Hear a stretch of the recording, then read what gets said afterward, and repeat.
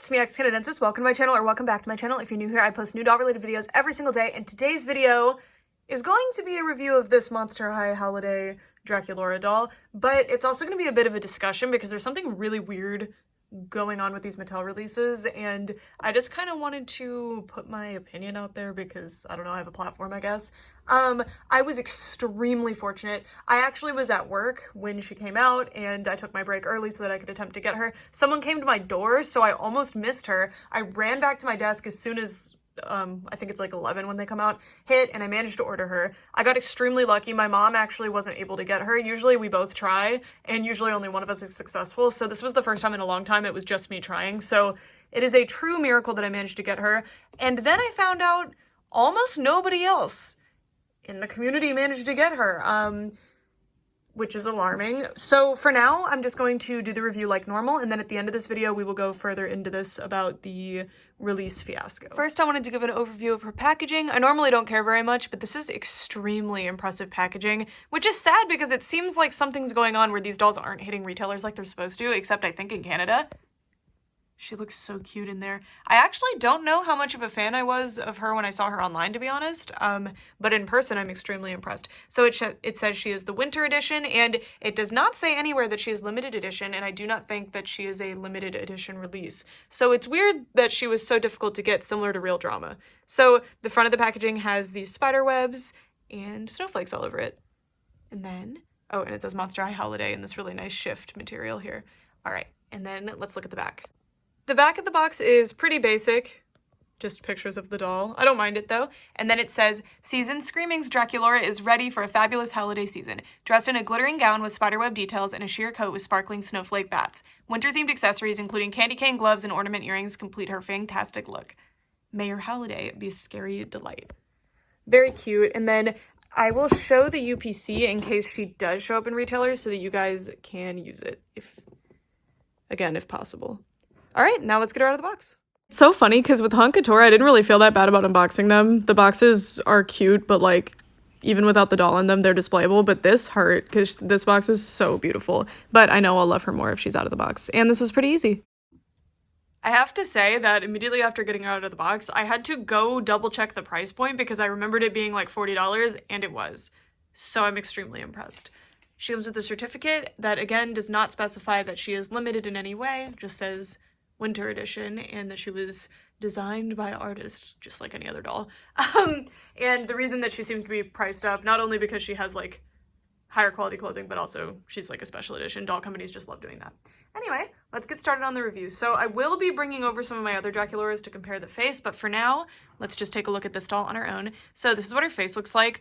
I'm really liking this. If you guys don't know, I'm not a big fan of Draculaura's Generation 1 face. Most of the time it looked weird. There were two different country makes, and the most common one, in my opinion, was not very good looking.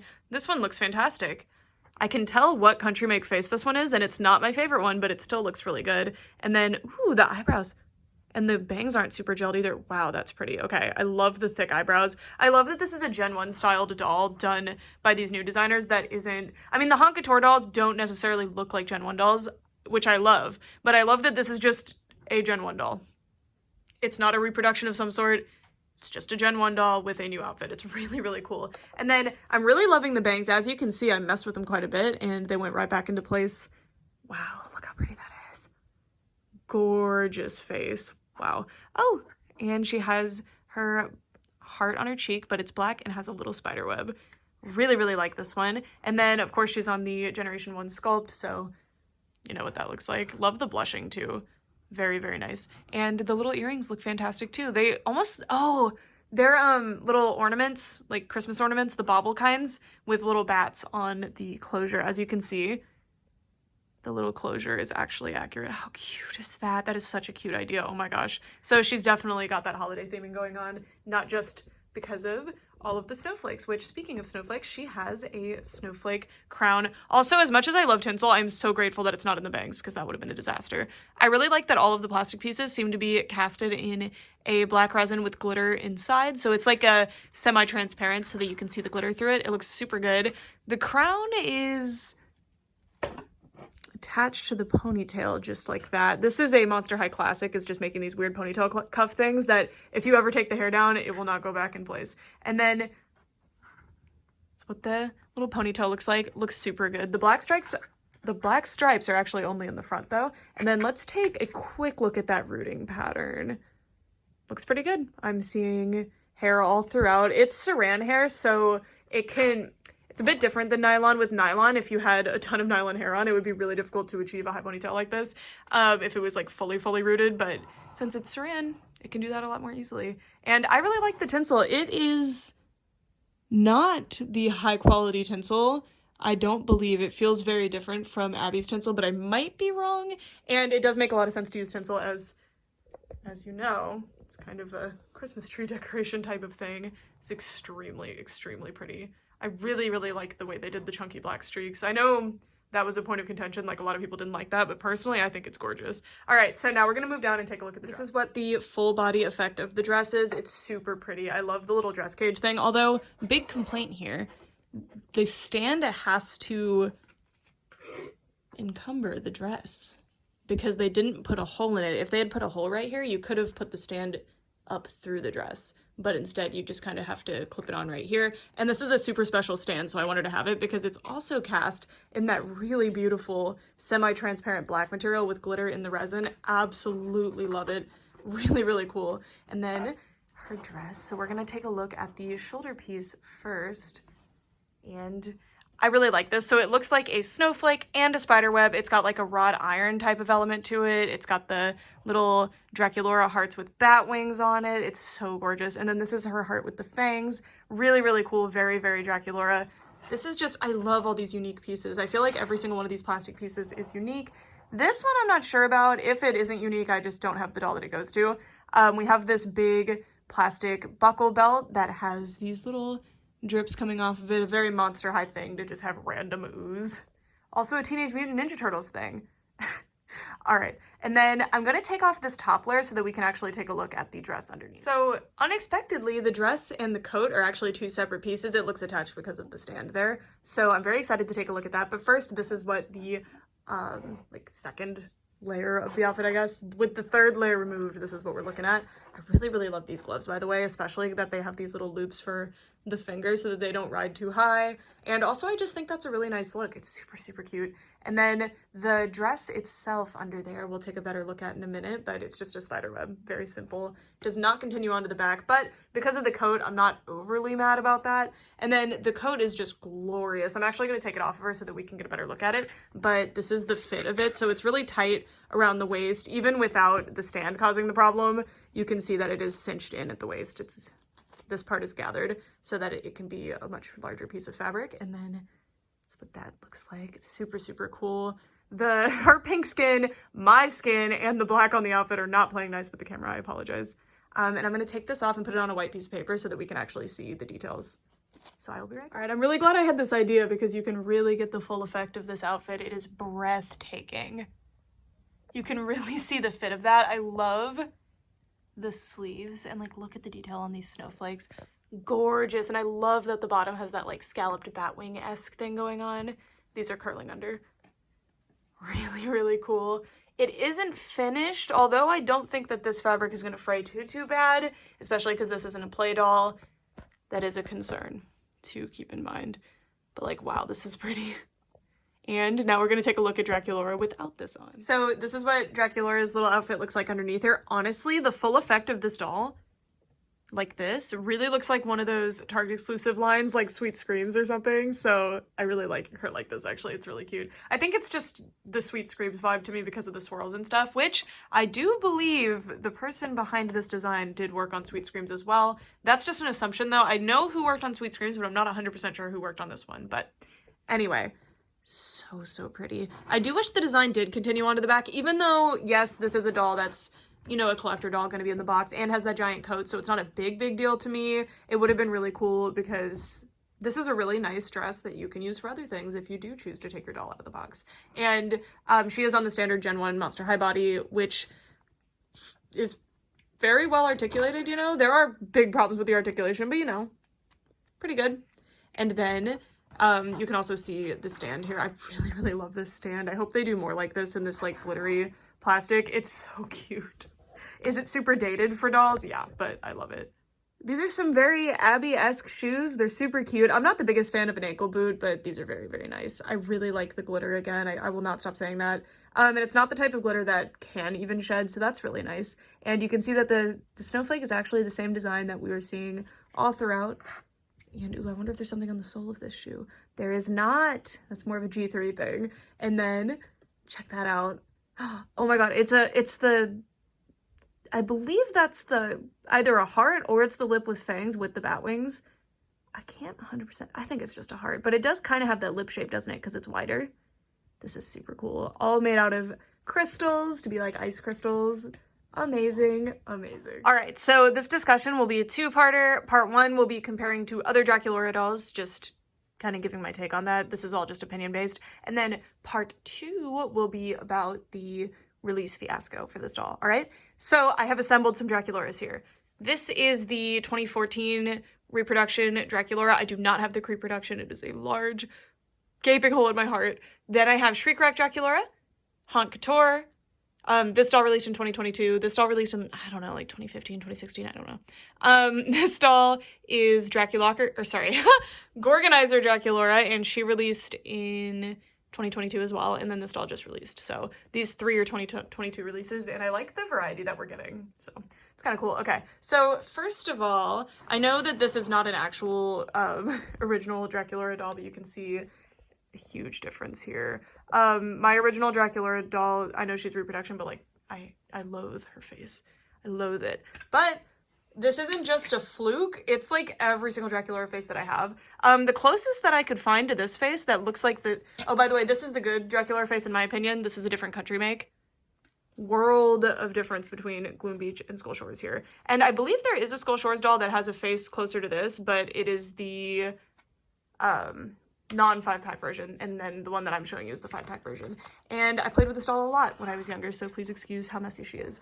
And this other doll isn't taller, she's just on a different stand, just so you know.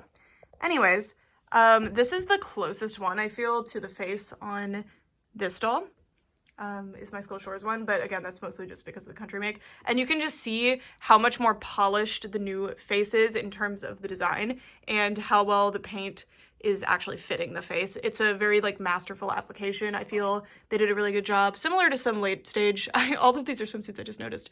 Like I love this one too, but I don't know. It does not compare to this new one in my opinion. I understand if you feel differently, but for me, like this is excellence. This probably is still my favorite overall, but that's a completely different story. It was a different country make again. Okay, and then this is compared to G2, obviously quite different.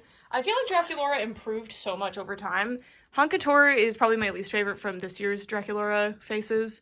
She's cute, but very similar problems to the original Gen 1 dolls. Just overall terrible placement. I feel like the makeup placement can't be very good. Like even I know mine is wonky, but even the perfect Haute Couture DRACULAURA, in my opinion, does not hold a candle to this doll's face. Just kind of looks like any other Gen 1 doll's face problem. It's weird because most of Haute Couture actually looks quite different. And then G3, wildly different, but you're seeing a similar vibe here with the masterful placement of the stamps, which is how they do the eyes now. It's pretty cool. I don't believe they ever did spray for Monster High. I believe it always stamped, but it seems like they're doing something a little different because it does look quite different now. But I don't know. And there might be some sprayed Monster High dolls. I just don't think I have any. I don't know. Anyway, so that's our DRACULAURA comparison. All right, so I'm hoping that this next part of the video becomes irrelevant in like a week or two. But there's a big problem with the doll distribution across Monster High, Generation 3 and these reproductions both. So first of all, I want to preface this by saying I don't mind limited collector releases. They are frustrating and I'm not a big fan of them, but this current method of having them on Mattel Creations is much nicer than only having them at SDCC. And like back in the day, you had to actually have somebody pick it up for you unless the doll didn't sell super well and then it would end up online. I remember the original black and white Frankie actually showed up at Justice, but not all of them did. Most of them, like dead fast, you were screwed if you did not have somebody pick her up for you at Comic-Con. So to preface this, I really don't mind these collector releases. They're annoying, they're hard to get, they're expensive, but it's a fact of life. That's just a thing that they're gonna do. It's fine. What I do mind, though, is that the defense of the problems with this is that, oh, well, there's also Playline G1 dolls that they're releasing, like Real Drama, like Cree Productions, like basically this doll. I know this is a special edition, but this is special edition Playline compared to special edition Adult Collector. Big difference there. Although I will say, the quality's overall decently similar. I do see a slightly higher price point on this one, but I do actually prefer this doll in most situations, especially facially. Anyways, the problem is, though, that you can't buy the regular Playline. In fact, I've had an easier time getting every single collector release. It's been stressful, but I've managed to get every single one for the retail cost. But with Real Drama, I have not. With Cree Productions, I did see them in person. I sincerely regret not buying them all when I saw them, but that's on me. I only bought, like 5 of them, but I didn't buy any Draculaura's at all because I was being very picky about the face. Because again, G1 Draculaura's face does nothing for me. She tends to look like a disaster. And the Cree Productions I was having a big problem with as well, and I didn't want to just add a Draculaura to my collection that I wasn't gonna love, because now that I'm an adult and know how to spot faces better, like, I was being very picky, but that did mean that I missed out, unfortunately, which is a huge shame, and I'm very sad about it, but it's fine. But again, it sucks that if you don't like G3 and you can't get a hold of these dolls, but you still want to support and buy Monster High dolls, you should have the option to, because they're specifically creating the option to, and it seems there's a disconnect here between the designers and what's actually making it to market, because the designers clearly are like, okay, we're going to create a new generation, it's going to be, you know, like, I know there's going to be a mixed reception. We know there's a demand for original Monster High dolls, so although we want to reboot, we're going to do both. So the designers are giving us amazing collector series type dolls, even at the Playline. Real Drama is at the Playline, and they are excellent. Cree Productions, Playline, excellent. Affordable, excellent. They were amazing. I only have 2 of them out of the 4, despite heavily searching for them and trying really hard. And the same thing happened with this doll, and everyone's very frustrated. With Haute Couture, they were limited edition. They're not releasing the LE size, which is a whole nother beast that I heavily disagree with, which is one thing. But those are limited edition dolls. I've been collecting LE Disney dolls for years. They sell out within 7 or under minutes. They used to anyway. They don't anymore because they upped the edition size. Hopefully Mattel follows suit and does that when they notice the demand for them. I don't know if they're going to be honest. Mattel is a publicly traded company, and they have to impress their stockholders, and being able to say, look at these amazing collector releases that we're selling out in 3 minutes. I think they want them to sell out like that, to be honest, which is not great for the people who actually want to support them and like the dolls, but it is what it is. Although it sucks and I'm annoyed and frustrated and stressed out by it, I can accept that the collector dolls are going to be hard to get. But what I can't accept is that when the Playline versions that are supposed to appease people that can't get the collector dolls or don't want to get the collector dolls but still want G1 dolls, it's just inaccessible. It's impossible to get them. Now, if you live in Canada, Real Drama is 100% available. And I think this doll actually is too. I think they're very easy to get, which is wonderful, and I'm really, really happy for them. So all of this doesn't really super apply to them. But I know that there's been a huge fan outcry worldwide, and they're not distributing most of this stuff worldwide anyway, which is very bizarre because Monster High has always had a pretty good track record of distributing the doll lines worldwide. Obviously not every single release, but they did a fairly good job. And I know Mattel has a huge presence in Europe because that's the only people buying Enchantimals are in Europe. I'm kidding a little bit because I buy Enchantimals, but you know what I'm saying? Like, they have a huge, huge presence in Europe. And I know they have a huge market there, so it's bizarre. And I know there's some internal dynamics. There must be some internal dynamics that I'm not seeing. There's got to be issues with shipments. I've been seeing that with other companies' products, like MGA's products have been heavily delayed recently because of shipment delays and production delays in China. I assume that's happening with Monster High as well, but I don't know. We won't know. Although Mattel, since they're a public company, might actually say something about that, but they haven't, so I don't really know. I don't know. But I just thought that I would discuss this a little bit, just to give a bit of my perspective on it. I really love this doll. I hope we get more dolls like this one, and I hope they're actually realistically attainable in some way. I was extremely fortunate to get this doll because I did not log in immediately when I should have. I logged in probably a minute late and still managed to get her, and I'm very, very fortunate that I was able to, and I'm very grateful, but I know that a lot of people weren't able to despite being on immediately on time or, you know, actually being there. I will say though that last night, or I believe the night before, I actually did manage to share a link to an official Mattel distributor that had these dolls for retail cost plus shipping, so they are getting around. So I don't want to say be patient, because that's what we've been doing with Real Drama and it's not awarding us in any way. I don't really know. Just hold out hope, I guess. I don't know what to say. I'm sorry. It's really stressful. I was very excited to get this doll when I got her, and I was very excited to do this review and unbox her and share her with you guys, but I know that this is in a bit of an awkward position because she's been impossible to get. Anyway, that's my little spiel on that. It's not little at all, but anyway, thank you guys so much for watching. I'd love to know what you guys think of her. I'm a big fan. This is probably my number 3 favorite Draculaura. It's among these dolls probably are my favorites.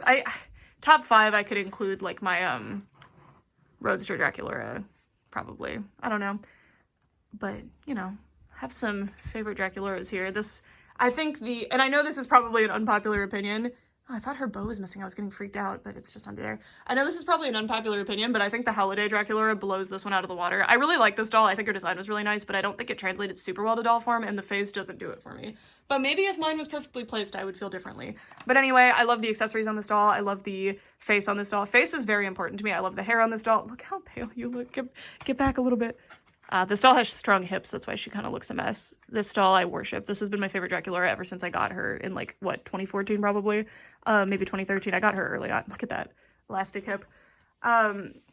This is probably my all-time favorite Draculaura so far. She's glorious.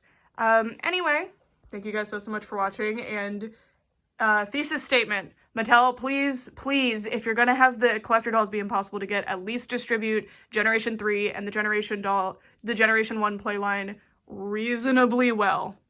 Okay, for all this time, thanks so much for watching. Bye!